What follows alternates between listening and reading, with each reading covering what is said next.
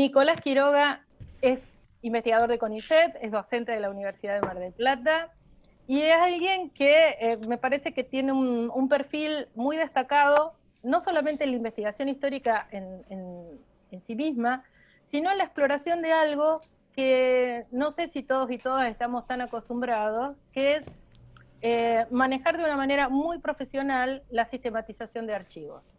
Y hoy a nosotros nos había parecido sumamente interesante que él nos pudiera contar, nos pudiera describir además hasta las peripecias de lo que significa organizar un archivo para una colección tan significativa para la historiografía argentina como es la colección José Luis Romero.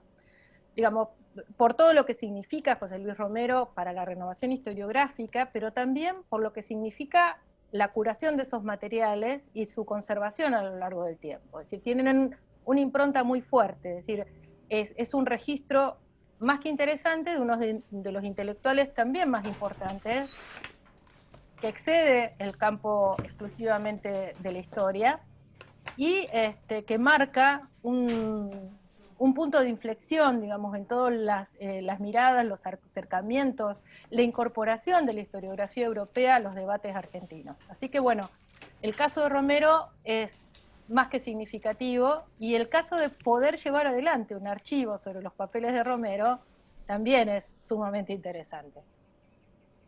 Sí. Bueno, gracias Sandra. Gracias a los que están, los que están y las que están. Ahora estoy ingresando más gente que está llegando. Bueno, la idea es conversar un poco y contar la ruta, el camino que siguió la idea. Originalmente, por supuesto, surgió de la familia de José Luis Romero, especialmente de Luis Alberto, del hijo, que en aquel momento estaba en el programa de historia política. Yo sí, pues todos, los dos estamos también, pero él tenía un lugar más destacado ahí. A él se le ocurrió la idea de armar una página web sobre José Luis Romero y empezar a curar los materiales que tenía y buscar los que no tenía. El título de esta conversación podría ser, y esto me parece que quizás es el mejor título, es si hubiésemos sabido todo lo que aprendimos entre el 2008, que fue el momento en que surgió la idea, y el presente, me parece que seguramente podríamos hacer un proyecto mejor, más eficiente hoy, ¿no? En la actualidad. De hecho, efectivamente, el camino que seguimos fue con la idea de montar nuevos proyectos a posteriori, es decir, por ejemplo, otros intelectuales bajo el mismo protocolo de trabajo o pensar, comunicar distintos archivos habidos y por haber. Pero concretamente, hace mucho tiempo que estamos con esto y cometimos un montón de errores, no sé si errores, pero caminos que nos llevaban por zonas ciegas, tuvimos que desandar y empezar de nuevo. Y ese es un poco, es como cabeza de vaca, ¿no? Que le iba a poner viajes al libro o algo así y le puso naufragio. Bueno, es un poco acá, voy a contar los naufragios, pero el proyecto está funcionando y está bien, pero pasaron mucho tiempo, ¿no? Yo les comparto un PowerPoint para algunos dibujitos. Eh, bueno, si no han visto la página está configurada entre otras secciones con estas que ven acá, que son las principales, bibliografía y textos. Vendría a ser, digamos, el núcleo básico de la página web, que es la digitalización de las obras completas de José Luis Romero, ¿no? Después hay fotos, muchas fotos, que también tienen que ser curadas, tienen que ser clasificadas, ordenadas, manuscritos, borradores que van entrando. Hay un solo audio por ahora, pero creo que se pueden recuperar otros.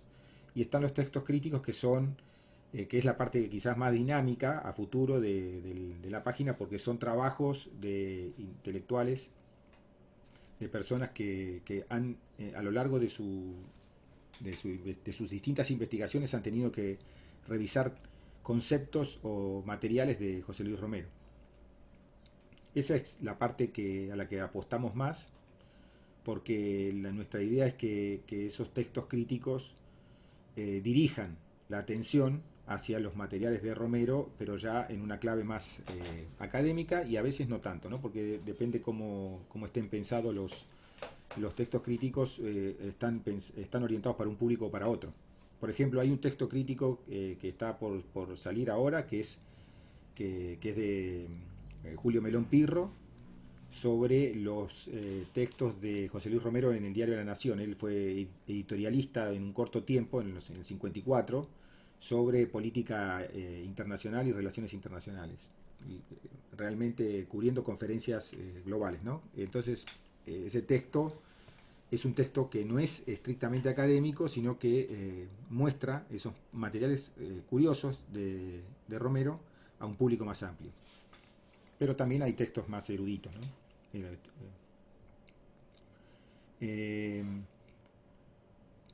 Digamos, hacer una biografía intelectual es siempre más difícil que colectar objetos personales. Mi idea inicial fue que yo iba a colectar y procesar, clasificar materiales de una persona que ya estaba muerta, que íbamos a trabajar un archivo y punto. Pero no pasó mucho tiempo para que me diera cuenta que esto es una obra, y que lo de colectar y clasificar es solo una parte.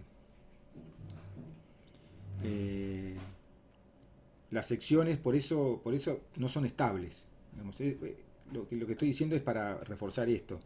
No podemos empezar con la biografía y seguir luego juntando todos los textos que están marcados en esa bibliografía, porque lo que sucede en verdad es que la bibliografía fue cambiando. Nosotros comenzamos con la bibliografía que está en el texto de Omar Hacha, La trama profunda, que es una biografía sobre José Luis Romero, que para nosotros era muy buena, y la publicamos, o sea, la reproducimos en el sitio. Y comenzamos con esa bibliografía, pero al día de hoy esa bibliografía cambió mucho, se agregaron cosas, se corrigieron muchas otras, y entonces eso también hace que la sección textos, que en la actualidad tiene más o menos 350 libros, artículos, etcétera, cambia también. Así que las secciones se están asentando, menos por supuesto la de textos críticos, porque ya estamos llegando al final del proceso de digitalización de la totalidad de los textos de Romero.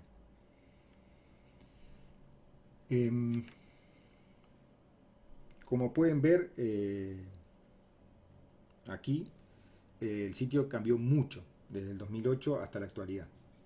Empezó siendo una página web con algunos materiales en PDF y terminó en el proyecto que es hoy, que ahora yo voy a contar un poco más, pero yo quiero insistir en eso, que es una obviedad, que esto es una biografía intelectual y como tal es una obra en referencia a otra obra, pero que no es esa obra, es decir, es un poco más, es la analogía, quizás lo más cercano que tenemos es la del libro, ¿no? Hacer un proyecto como este es un poco hacer un libro. Y lo que nos queda en claro, después de muchos años, es que mientras más conozcamos del circuito de producción global de esta obra, de estas obras completas, de este archivo digital, mejor. El circuito es más complejo de lo que imaginamos al comienzo. Al comienzo quizás nuestra idea básica era generar PDFs para que las personas los tengan a mano. Ahora sabemos que eso que tenemos que conocer mucho la totalidad del circuito. Con el libro, eso, en la analogía del libro, eso llegaba hasta las tintas, ¿no? Llegaba hasta mucha gente que tiene que publicar, empieza a saber del offset, empieza a saber de cuántos colores, empieza a conocer de los márgenes, etc. Acá también pasan esas cosas. Mientras más conozcamos de cuestiones relacionadas con la publicación en línea, de cuestiones relacionadas con los servidores, con los backups, con los etcétera, ¿no? Digamos, con esa terminología que en el 2008 no conocíamos y que tuvimos que empezar a conocer, a dominar. No, no es que la conozcamos plenamente ahora, pero el punto es que mientras más se conozca mejor. Al principio pensamos que compartimentar el trabajo solucionaba muchas cosas, pero en el proceso de compartimentar, es decir, de dejarle a las personas que conocen de programación la parte de la visualización de las obras completas, o dejarle a las personas que conocen de archivo la parte de clasificación, eso nos hubiese ahorrado mucho tiempo, pero también genera claramente cajas negras, es decir, zonas en donde uno no conoce lo que sucede y solo recibe resultados. Los criterios de cada uno de esos compartimentos son muy variados y entonces mejor conocerlos.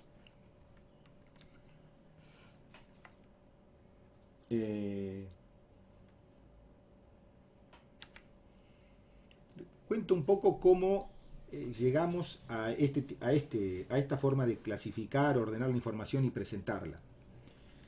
Cuando empezamos a pensar en un proyecto más denso, más complejo, pensamos a pensar salir de la página web y los PDF, lo primero que se nos ocurrió es buscar un ejemplo, y el ejemplo que encontramos y que sigue siendo para nosotros la referencia es el de los archivos de Whitman. Es un archivo también, es un archivo voluminoso, mostrado en una página web sencilla. Esa fue la idea que tuvimos siempre. Simple para visualizar y con protocolos, con estándares internacionales para ordenar y producir metadatos. Y ese protocolo lo tomamos a TEI, al protocolo que estamos usando, el estándar de marcado, lo tomamos de Whitman. Text encoding es una forma de otra manera de marcar, que es XML, que es un estándar de marcado de textos, digamos, para decirlo de una manera sencilla. El texto plano los humanos lo manejan bien, pero las máquinas no. Entonces necesitamos producir metadatos bajo protocolos clarísimos para que las máquinas pudieran comprender la forma de organización que tenía el archivo, que iba a tener el archivo, y para nosotros eso lo que decidimos fue usar TEI, que era el que usaba Whitman. En el 2010, hace 10 años, poca gente que nosotros conocimos en ese momento, poca gente manejaba TEI en Argentina. De hecho, la gente que consultábamos nos decía, ¿para qué? ¿Por qué no usar otras maneras más sencillas? No estoy diciendo que solo estas dos personas que voy a nombrar conocían, pero nosotros solo encontramos dos. Una era la Mela Bosch, que estaba en el CAICIT, y otra era Jimena del Río, a la que consultamos. Jimena del Río es nuestra asesora en el tema de TEI, una persona que trabaja con nosotros y que rápidamente se comprometió a armar lo que sería el esquema TEI. Es decir, una plantilla contra la cual tirar los textos que pasan por OCR, los textos planos de la digitalización de los textos de Romero, ¿no? Entonces es una plantilla que a nosotros nos sirve para marcar. Explico un poco mejor eso.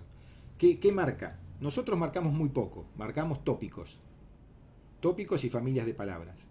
El TEI está pensado para marcar otras cosas también, otros objetos, convertir objetos presentes en el texto, en el discurso, digamos, en la transcripción del discurso desde muchos ángulos. Por ejemplo, se usa mucho para poesía.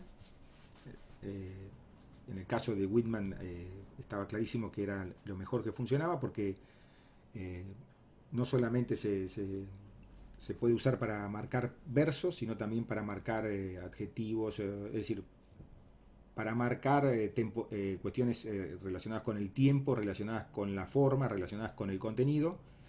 relacionadas con el momento de producción de los textos, etc. Nosotros usamos muy poco de la potencia de TEI.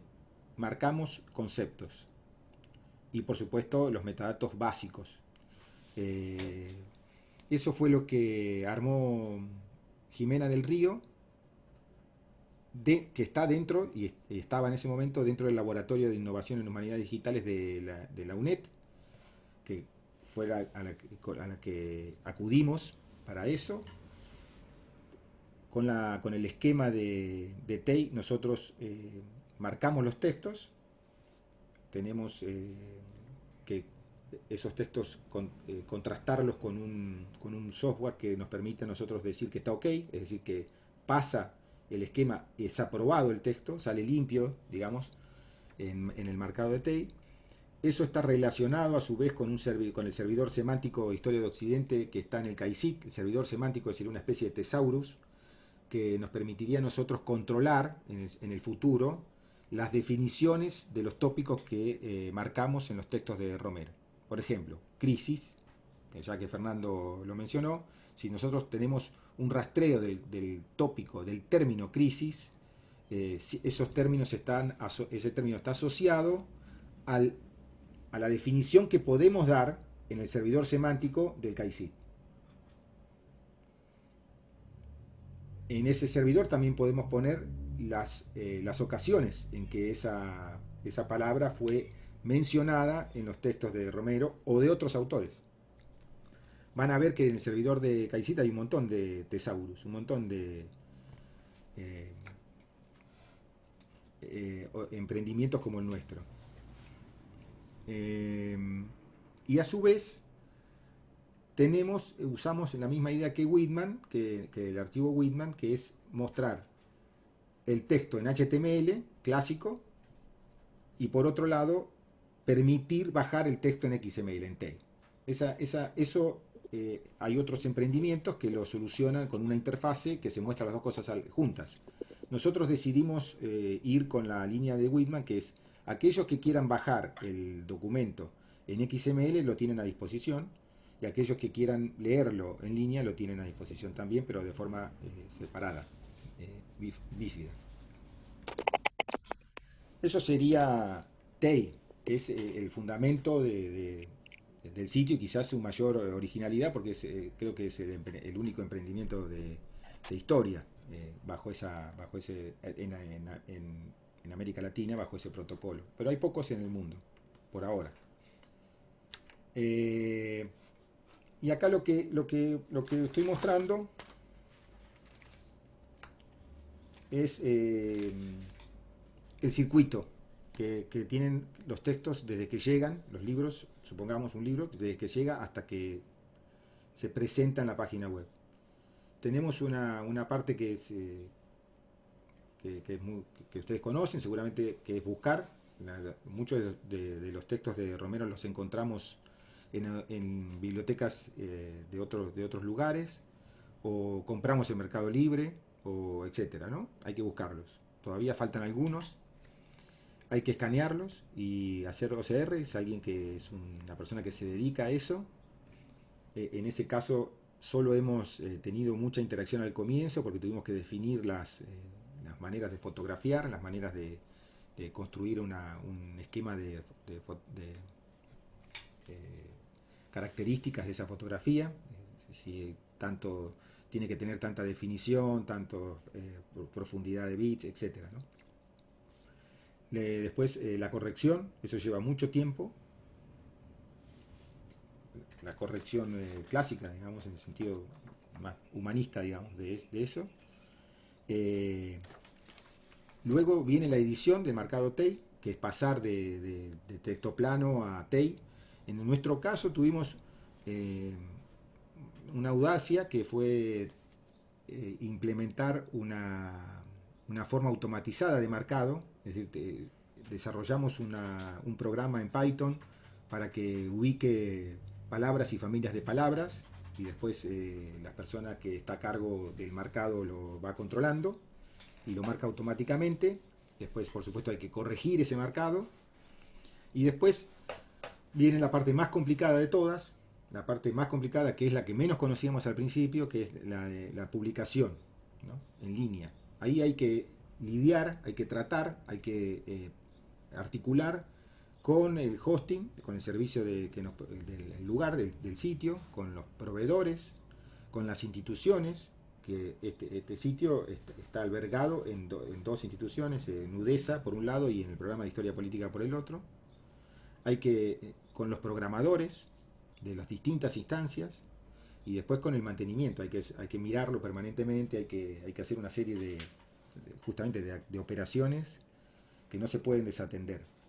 Esa es quizás la parte más laboriosa, porque además las instituciones también tienen compartimentado esos saberes, entonces cambian. Cuando cambian hay que volver a conversar todo el tiempo. Nos ha pasado un montón de cosas con eso, tuvimos que mirar el sitio 3 veces, la última vez es la que estamos haciendo ahora, o sea, este sitio tal cual lo ven ahora en línea va a cambiar, supongo yo, espero por última vez, lo llevamos a un cliente, a un gestor de información más amigable para nosotros. El que está ahora es muy bueno, que está hecho el sitio está hecho en Drupal, no, en la plataforma está hecha en Drupal, pero no manejamos nada de Drupal, entonces cada vez que hay un problema en esa plataforma hay que contratar o hay que convocar a una persona que conozca Drupal, y cada vez nos resulta más difícil porque el código es de otro desarrollador o desarrolladora. Entonces decidimos migrarlo hacia un gestor más que conozcamos más. Eso nos ha pasado mucho con el hosting y con las instituciones. Es muy laborioso. Si ustedes me preguntan de todo este esquema, el lugar, la zona con mayor dificultad para generar este archivo es el 4, ¿no? Es el de la publicación.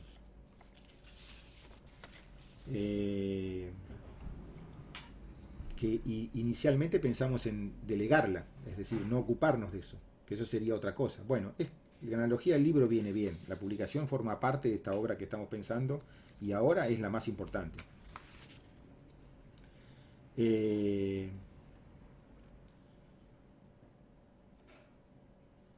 La última, la de difusión y redes, lo hacemos todo el tiempo. Hay gente que trabaja mirando las redes y informando. Hay un Twitter de José Luis Romero, Jimena Chervis lo está manejando, y ella pocas veces ya se hizo como una especie de experticia sobre eso. Hay gente que también tiene en el programa de Historia Política, hay gente que sube las noticias, etcétera. Me parece que una cosa que no mencioné, pero que me parece importante, es la financiación de estos proyectos. No es que la dejo para el final porque sea la más importante, pero creo que en algunos momentos es la más importante, la definitiva, ¿no? En nuestro caso tuvimos apoyos de UDESA y del programa de Historia Política, y también en el último de ellos, de los subsidios, es el del subsidio de la Fundación Williams, que Desempolvando Archivos del 2019 que obtuvimos. Entonces eso nos permite a nosotros avanzar muy rápidamente por momentos. Y además, por otro lado, lo que también está claro es que en el caso de la experticia sobre archivos, sobre archivología, tuvimos dos apoyos. Uno es el de la gente de la biblioteca de UDESA, y por otro lado Jimena del Río, que conoce muy bien TEI, y ella nos ayudó mucho a la sección de clasificación de los documentos. A eso yo le sumaría el cuidado de la familia, del fondo, por decirlo de una manera clásica, el interés especialmente de Luis Alberto Romero por ser receptivo a estas nuevas tecnologías, ¿no? Él siempre estuvo atento a esos cambios y estuvo de acuerdo en ir hacia ese lugar, incluso cuando en realidad nadie está usando el marcado TEI para producir nuevos avances sobre la obra de José Luis Romero. Pero creemos que a futuro esa posibilidad va a habilitar nuevos textos críticos. Entonces, me parece que, que solo es cuestión de esperar que esas prácticas aparezcan, sobre todo provenientes de las humanidades digitales. Es muy difícil encontrar repositorios correctamente clasificados, ordenados, etcétera, para producir trabajos en ese campo, ¿no? En las humanidades digitales. Y este es uno que está cada vez más ajustado a eso. El otro es el comité, el comité académico.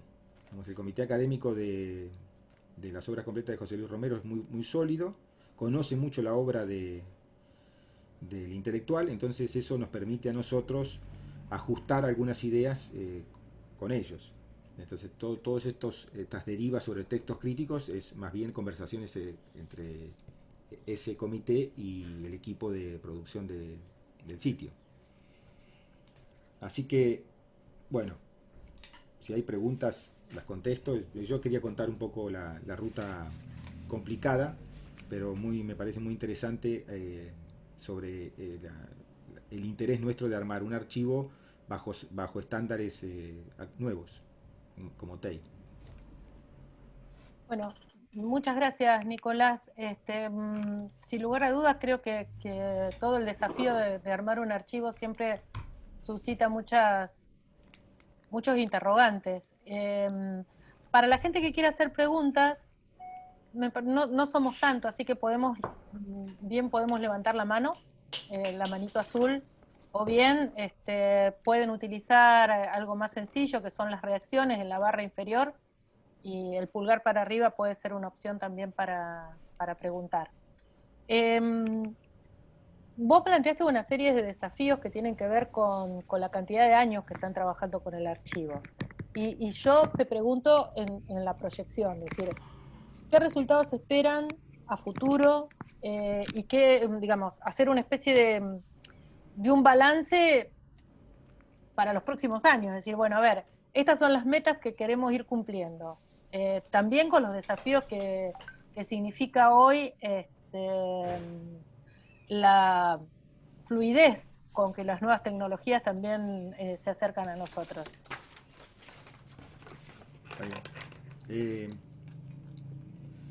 Bueno, balance.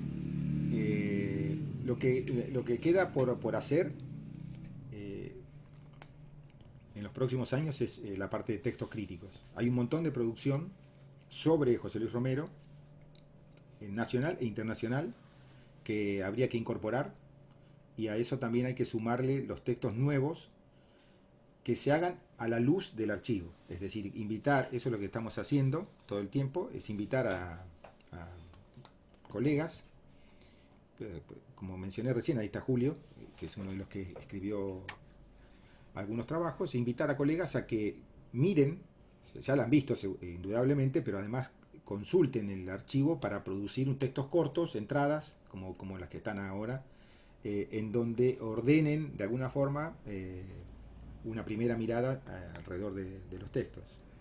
Eso es lo que viene a futuro, porque ya ahora se está terminando un poco la parte de digitalización. Nos quedan pocos textos para digitalizar, algunos no los encontramos, es decir, están en algún lugar, pero es difícil encontrar un manuscrito, un original, digamos.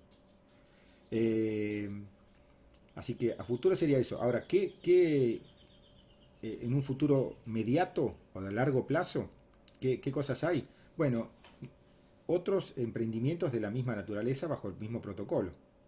Por ejemplo, nosotros hace unos años pensamos ¿no habrá alguien trabajando, Ricardo Rojas o Lugones, o estoy citando los nombres que aparecieron ahí, ¿no? Si podemos conversar con esos equipos como para producir bajo el mismo protocolo, de forma tal que en el futuro se puedan leer a la vez. ¿Qué significa leer a la vez?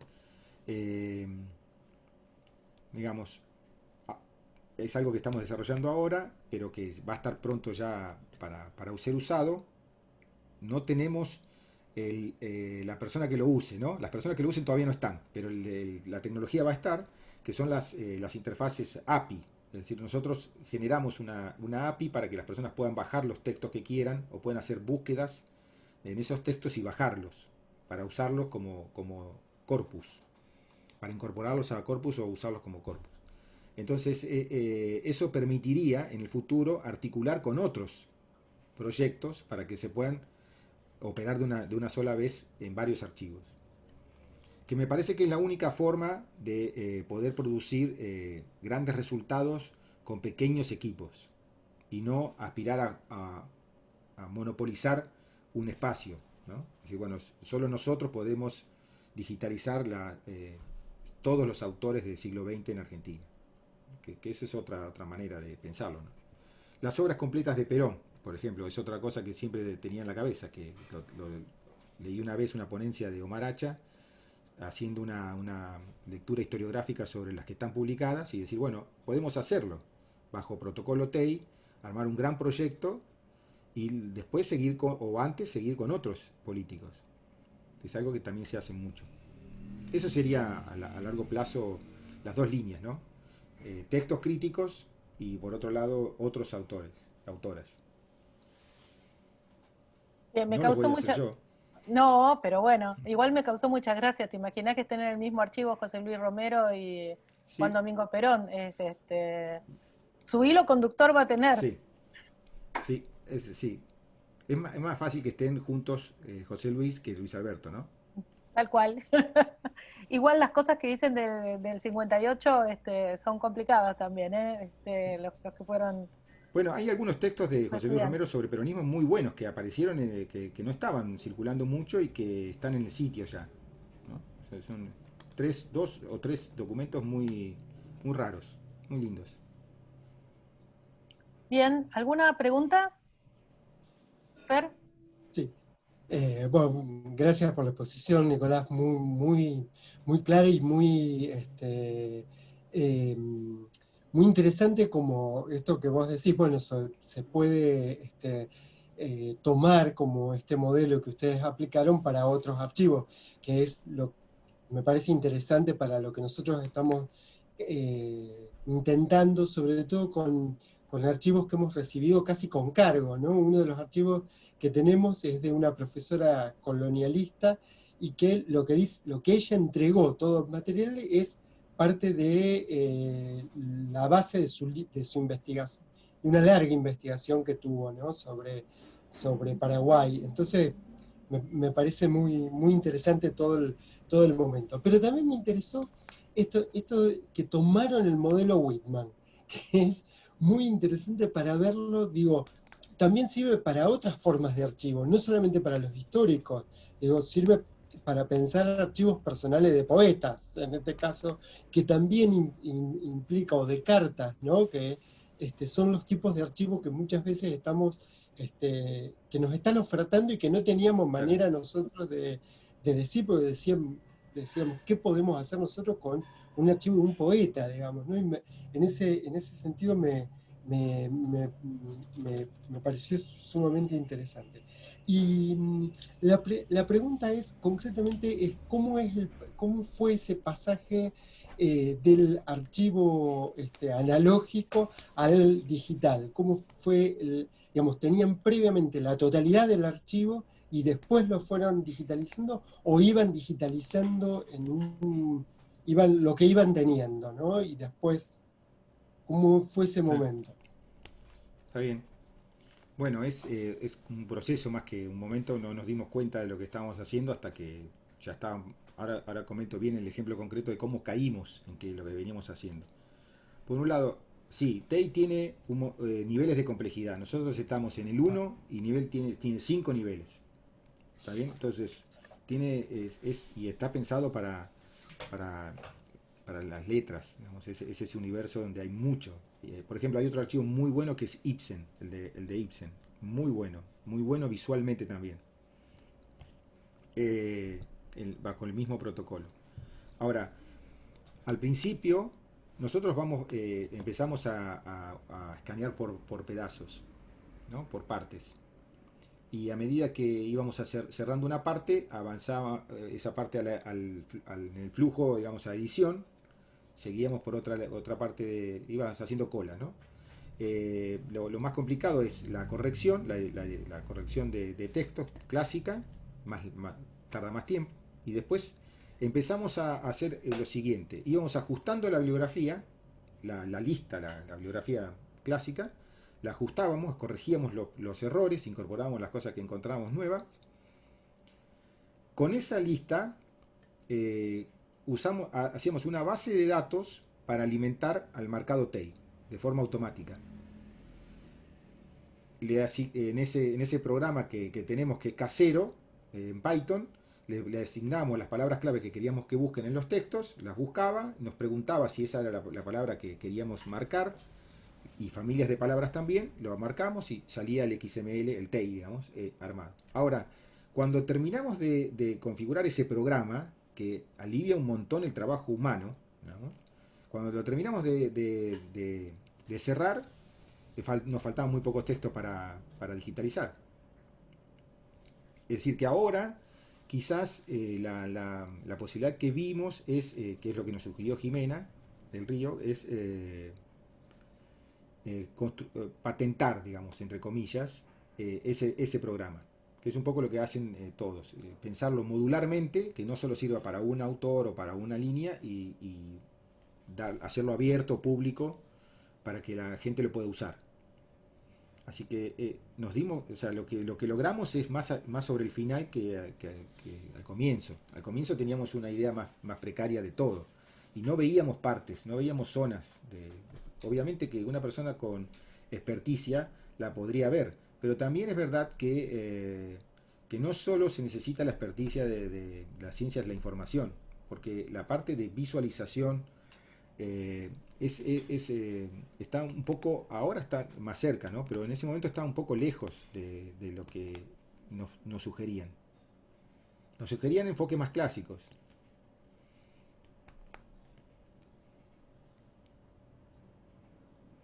Bien. A ver, Guillermo Ferragutti levantó la mano. Guille. Hola, ¿qué tal? Buenas tardes. Hola. Le quería preguntar a Nicolás, bueno, dos cuestiones, dos preguntas. La primera, digamos, con el equipamiento, digamos, que utilizaron para la digitalización, se trató de cámaras fotográficas, ¿cuál fue el procedimiento, digamos, que implementaron para la digitalización? No sé si lo contestó, porque llegué un poquito tarde, tuve problemas para mí. Hay una persona que es el experto, digamos, en digitalización, que es Hernán Morfese, y ese, yo le diría técnico, recibe lo que nosotros fotografiamos, y es el que usa el OCR y el que está más canchero en el tema de proporciones de errores, etcétera, que son muy pocos, en verdad, pero ajustamos con él la forma de fotografiar. Fueron 13 o 4 semanas de pruebas hasta dar con un estándar. Por ejemplo, hubo cosas que no pudimos conseguirlas en el formato, en la definición precisa o en la profundidad de campo precisa, y que la tuvimos que tipear, ¿no? Es el caso de los editoriales de La Nación, Julio, que él ya los recibió tipeados porque eran bastante ilegibles para pasar por OCR. Pero fue una solución de compromiso, digamos, por decir, para no tener que hacer todo un trabajo de comunicación con la parte de OCR, lo tipeamos y listo, no eran grandes cantidades. Pero nos pusimos de acuerdo, por ejemplo, para dar un ejemplo concreto, con un celular, teniendo acceso a materiales en papel que no estén dañados, es suficiente. Y en mi caso, por ejemplo, cuando tuve que hacer algunas en mi casa, usé un vidrio de 6 milímetros que no reflejara mucho. Con un celular fue suficiente para Hernán que lo pasara por OCR. No tuvimos demasiado problema con esa parte. ¿Y cantidad de material? Y más o menos serán unas 15.000 páginas. No recuerdo la cifra. Calculá que son 400 unidades, de esas serán 25 libros, el resto son artículos, 20% son largos, el resto son cortos. No es mucha cantidad. No te dirían, no sé cómo medir en metros lineales porque nunca los vi todos juntos. No tenemos y de hecho se está armando, al mismo momento que nosotros armamos esto, se está armando el fondo, digamos, que está al cuidado de la biblioteca de UDESA. Pero yo no he visto muchos papeles de verdad. Bueno, muchas gracias. No, Yo te quería hacer dos preguntas que son particulares, digamos, pero que van más allá también de este archivo. Una es cómo establecieron ustedes el diálogo con los presupuestos más duros de los archiveros, digamos, de la archivología. Digamos, porque ahí hay una discusión. Es decir, bueno, los historiadores que construimos los fondos, los archiveros que son los encargados de curarlos, conservarlos, mantenerlos, digitalizarlos. Eso, un aspecto. Y otro punto, que no es menor, en el caso de estas colecciones, digamos, que implican, digamos, un vínculo muy particular con la persona que los está cediendo para reprografiar. Digamos, hay una cuestión de mucha sensibilidad, digamos, que hay que transitar.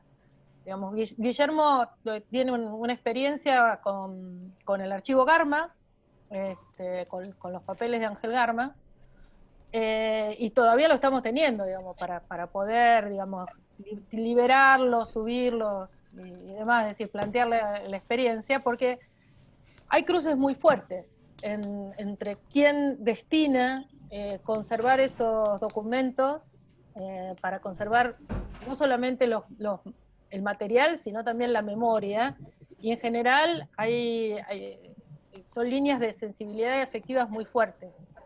Y en muchos casos, digamos, eso provoca un ruido, puede, digamos, llevar a que no siempre este tipo de experiencia llegue a buen puerto.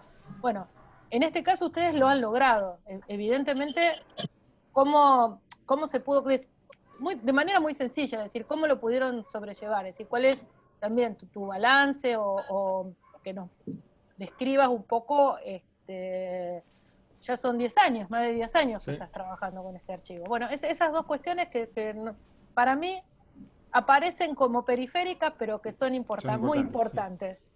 Sí. Bueno, con la primera es asesoramiento. Lo que nosotros hicimos fue pedir asesoramiento por un lado a la biblioteca, pero también a Jimena y el equipo del laboratorio de humanidades digitales, que tiene gente de bibliotecología y ciencia de la información en su staff. Pero yo agregaría una cosa más, y es que es verdad que eso es importante, pero también es cierto que para mucha gente no lo es tanto. Hay muchos emprendimientos de entusiastas que digitalizan cosas, y para mí son súper bienvenidos. Digamos, es un viejo debate, es un nuevo debate a la luz de internet, pero me parece importante recibir asesoramiento o tener gente experta en el equipo. Nosotros lo hicimos y cuando tuvimos el esquema y la forma de trabajo ya no lo hicimos más solo cuando lo cambiamos de sitio lo volvemos a preguntar, digamos. Es decir, cuando cambiamos la forma de presentar los materiales volvemos a consultar. Pero ahí hay otros saberes también que entran en juego. Un ejemplo, cuando armamos el sitio que está ahora, lo armó una empresa asociada a la institución de base que era UDESA. Entonces yo tuve reuniones con programadores que cuando les decíamos queremos un sitio simple, queremos un sitio así, así, así, nos decían no, pues eso no va a pasar. Eso ya no existe más, eso es de otra época. Ahora necesitan scroll, necesitamos esto, necesitamos aquello. Hasta que nos dimos cuenta que nosotros teníamos que imponer una lógica que no se ajustara al mercado de los sitios web, del diseño web, bueno, tuvimos varios proyectos de truncos. Es decir, tuvimos que armar y desarmar y volver a armar. Entonces, por eso yo insistía en el conocer todo el circuito, porque los saberes se confrontan mucho. No hay similitudes, hay desavenencias, digamos, hay diferencias entre los distintos campos. Ahora, con respecto al otro, bueno, tuvimos suerte porque es muy particular, digamos, la familia que está al cuidado de las obras de José Luis Romero están muy interesadas en que se construya un archivo de esta naturaleza. No solamente de Luis Alberto, sino también Luz, que es la hermana, que también participó de la edición de fotografías, es decir, es algo muy particular.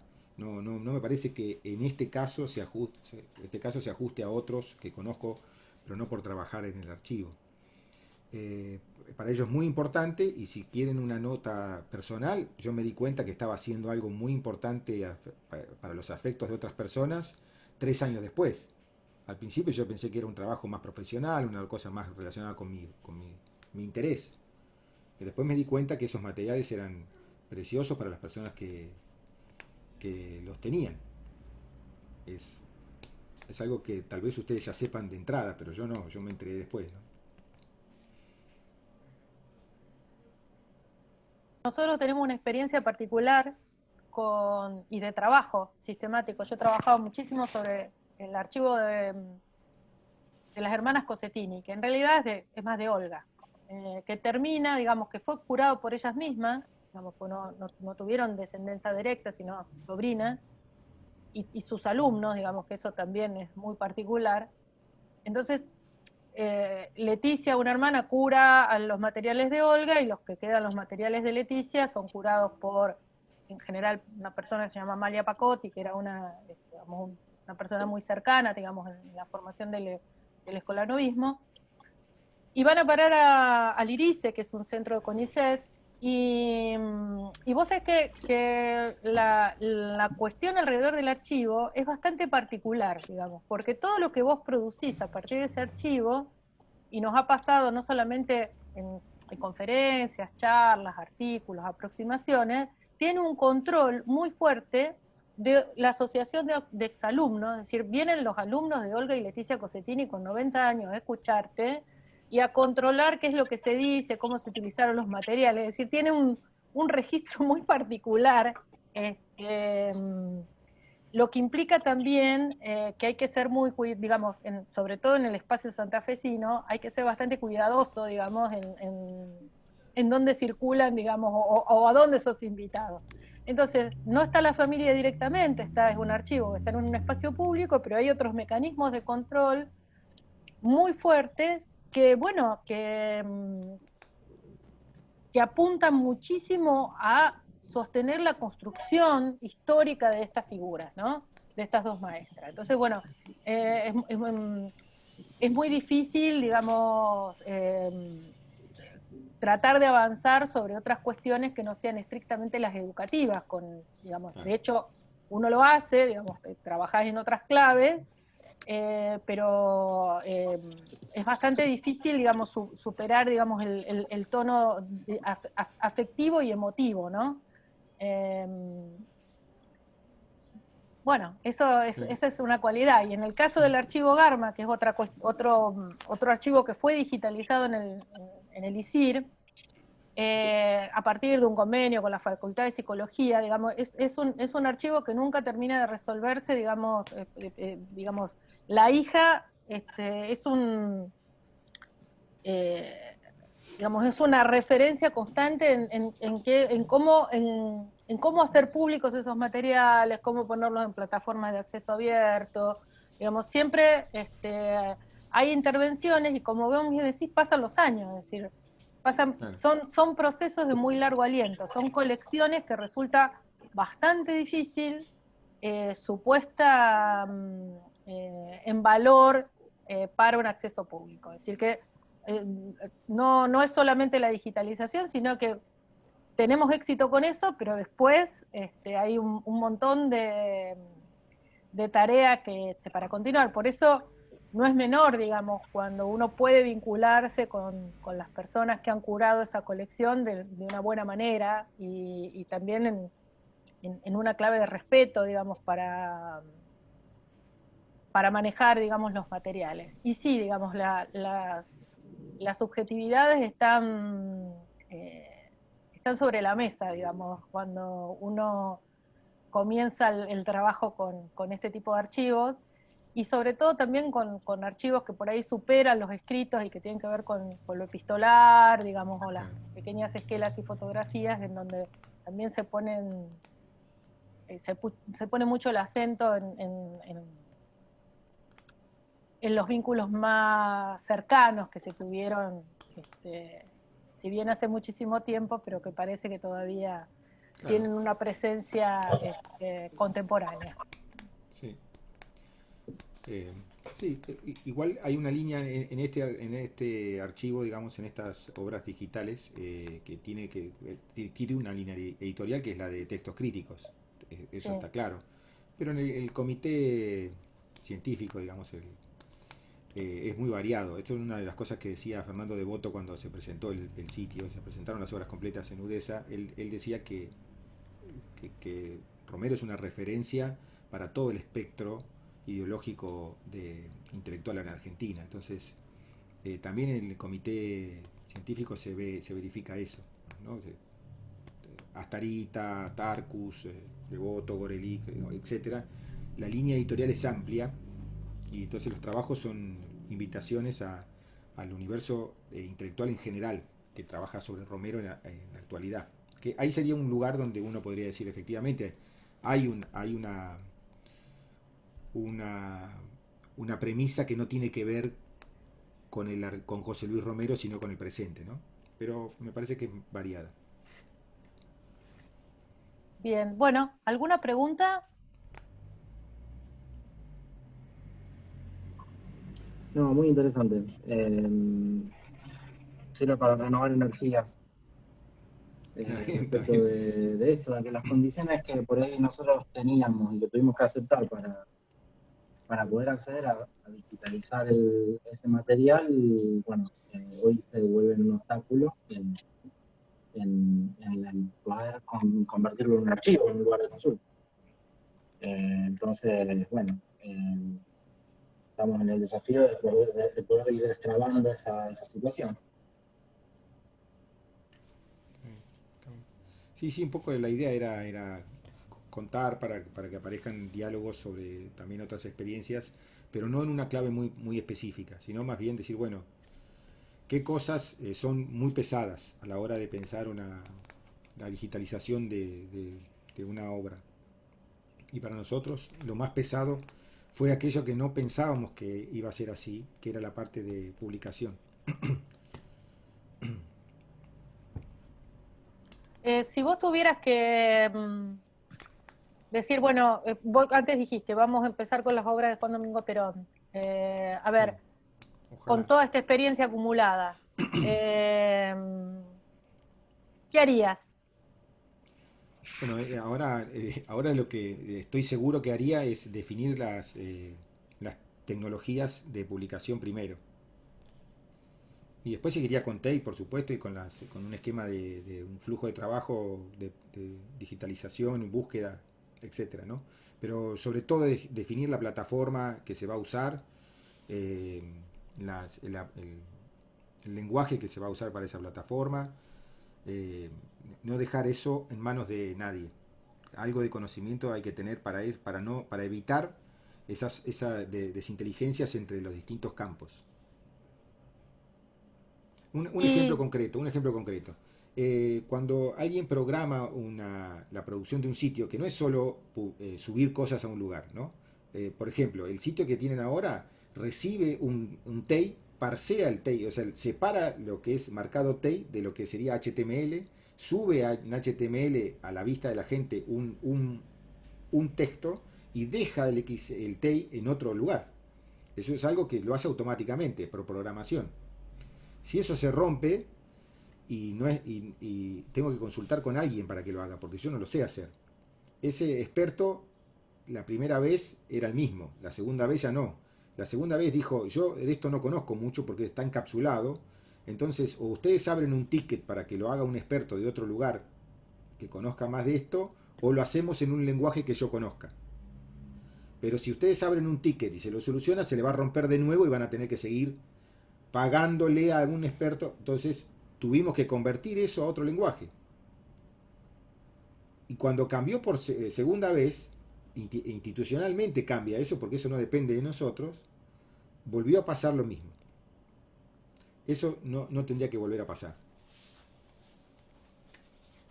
Y una última reflexión, ya para cerrar. ¿Vos pensás que es posible vehiculizar una trama de archivos conectados en un, no te digo corto plazo, en un mediano plazo? Es decir, la posibilidad, esto de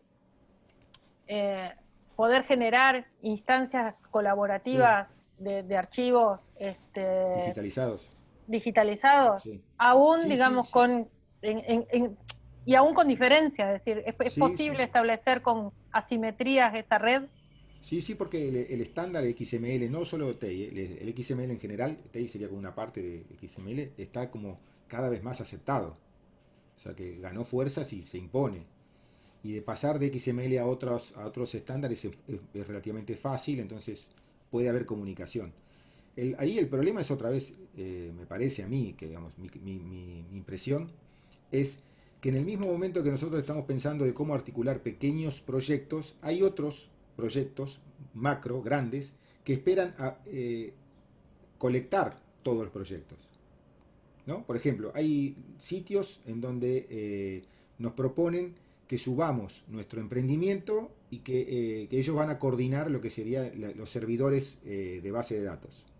Por ejemplo, abiertos, que no hay que pagar.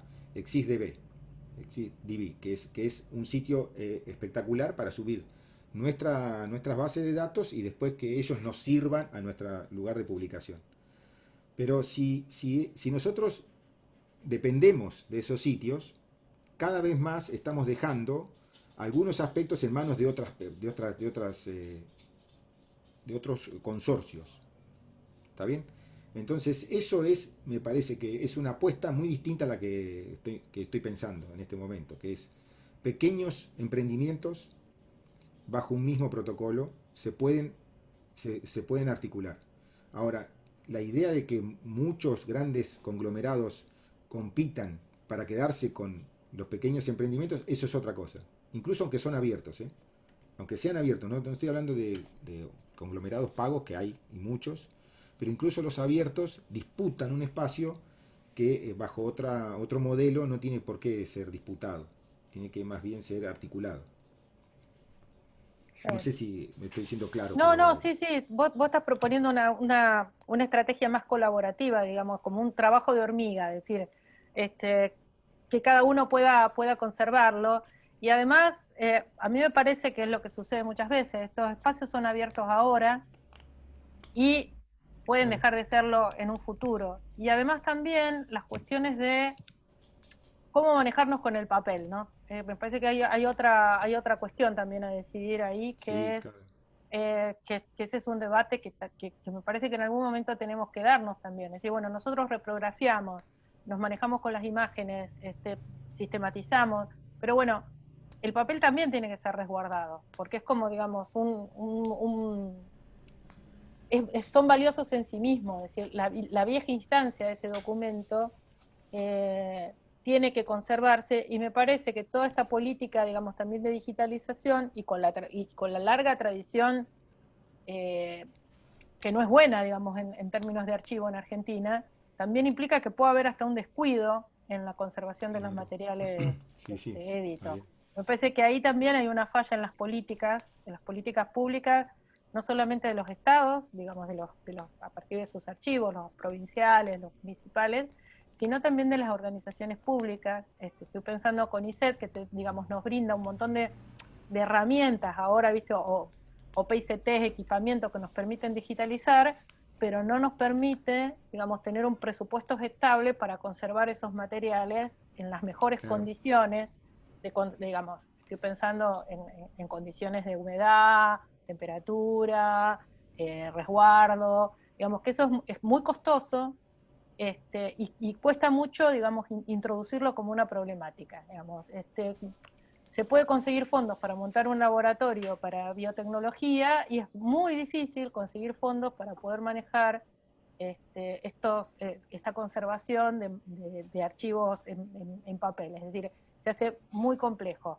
Mientras que la digitalización parece que circula rápidamente, que se canaliza y se potencia. Entonces, bueno, me parece que es como que es un universo, y que además es un universo que, como vos bien dijiste, tiene que ver con las humanidades digitales y todos los procesos que se abrieron desde hace más o menos 20 años en adelante, y que a nosotros también nos toman Yo cuando doy clase le digo a mis alumnos, mire, cuando yo estudiaba, ya lejos, hacíamos fichitas A3, íbamos al archivo y nos pasábamos horas levantando, digamos, copiando, digamos, eso, digamos, se ha transformado totalmente, cómo se recuperan los materiales, cómo se los trabaja y se los interpreta, y eso también es un desafío, digamos, me parece que es esto de los nuevos archivos que digitalizamos y los nuevos archivos que usamos, son experiencias también que transforman al campo metodológico de la disciplina. Sí, sí. En el caso de este archivo de José Luis Romero, esa parte está al cuidado de la biblioteca de Udesa. Eso ya está, fue como un contrato, un acuerdo de partes, ¿no? Entre la familia y Udesa. Por eso yo no mencioné nada sobre papel, sobre conservación. Pero también hay una conservación de archivos digitalizados. Hay una serie de protocolos que hay que seguir. Nosotros pedimos asesoramiento y mantenemos un backup. Hay un método de backup 321, digamos, tenemos que cumplir una Sí, serie sí, de protocolos el crudo y los otros dos, digamos, las distintas en la instancias. nube, Claro. en discos en En paralelo, una serie de físico, en protocolos. Sí. servidor.